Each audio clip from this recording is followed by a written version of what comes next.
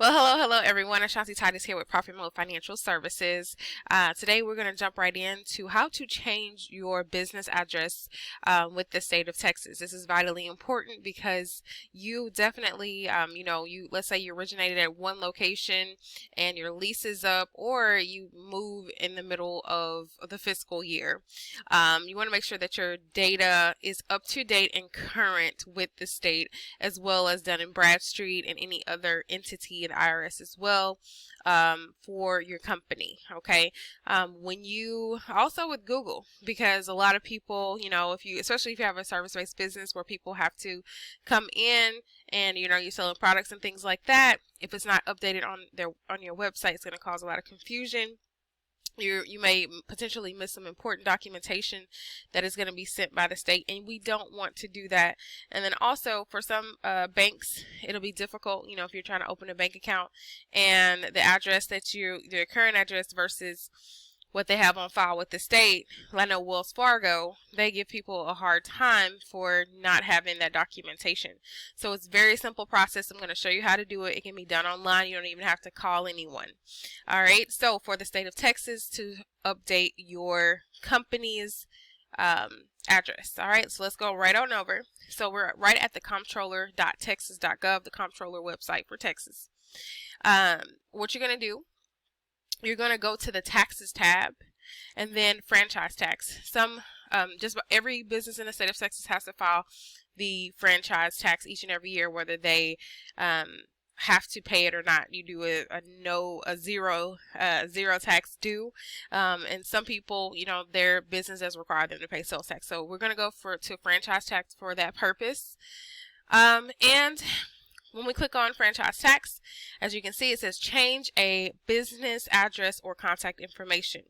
We are currently in 2020 in August, so this is what the website looks like. This could change if you see this video a year from now, but as of now, this is where everything is. So we're going to go ahead and click on change a business address or contact information. All right. So essentially what you're going to do is that you're going to put your business name, the phone number, and then the taxpayer name as well, and then your email address. Taxpayer name is essentially going to be a signer for your company. And then right here it says you can provide any one of the three following fields. So when you get your articles of incorporation and your original documents from the state, when you form your company, there's going to be a taxpayer number on that document, all right, for the state of Texas. You're going to take that number and you're going to put it right here. The comptroller's file number is the same thing. It differentiates here.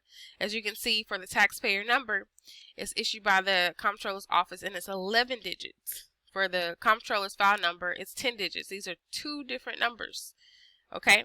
And also the Texas Secretary of State has a filing number as well. You should be able to find at least one of these numbers within your original documentation that you have for forming your company within the state of Texas. Okay? So go ahead and put one of those numbers in. The taxpayer number should be the easiest one to find.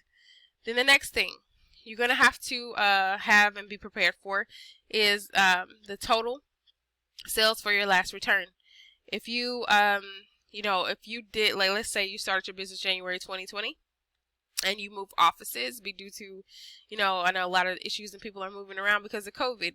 Let's say you move this month, you're going to enter 0 here because of your last file return. If you just started the business, you don't have anything to, you didn't file anything. So it's going to be 0. And the last paid amount is going to be 0 as well. All right. Then the last thing is if you have an EIN number. Some people probably will not. All right, and at this point, you're going to put in all of the new mailing information, okay? So once you do that, you're going to go ahead and go on down here, and you're going to put your name, your title, and then your address, and go ahead and check that I am not a robot. And when you do that, it says submit form. You're going to click on that. When that happens, you're going to get, it's actually going to prompt what you changed your address to. It's gonna show up on the screen. So if you're needing to handle some business that's going to require you for proof of your address that has been changed with the state, go ahead and print that out. They're also going to email, they may or may not email you a copy. I was speaking with a representative from the comptroller's office, and they were saying that they don't give you a notification of when it's changed in the system. They just say that, you know, it should be changed within 7 days or less. So go ahead and print that out for your own proof. Take that with you if you're about to open a bank account, or if you need your address but the records show something different and it's new. So they're not going to give you a notification as of when I spoke with a representative in August of 2020. So you want to go ahead and print that out, okay? Very simple process. You know, you want to make sure, let's go back and take a look here, that if you have been in business for a while, that you know the total sales for your last return, and then also the amount paid, you know, on the last return. This is if you've been in business for a couple of years and you've changed your address.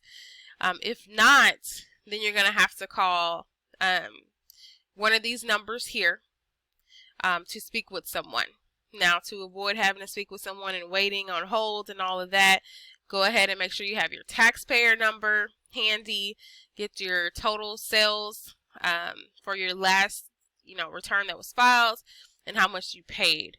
All right, and make sure you have the correct new address information and what you have on file with the state.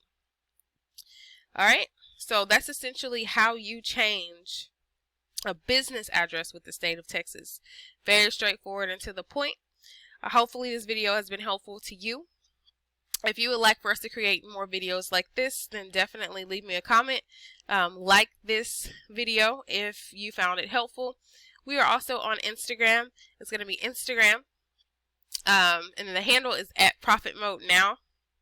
On the web, it's going to be profit-mode.com. If you need help setting up your accounting as far as QuickBooks, doing any collections, invoicing, or anything like that, setting up your vendors, we're definitely here to help you with any bookkeeping and tax needs that you may have.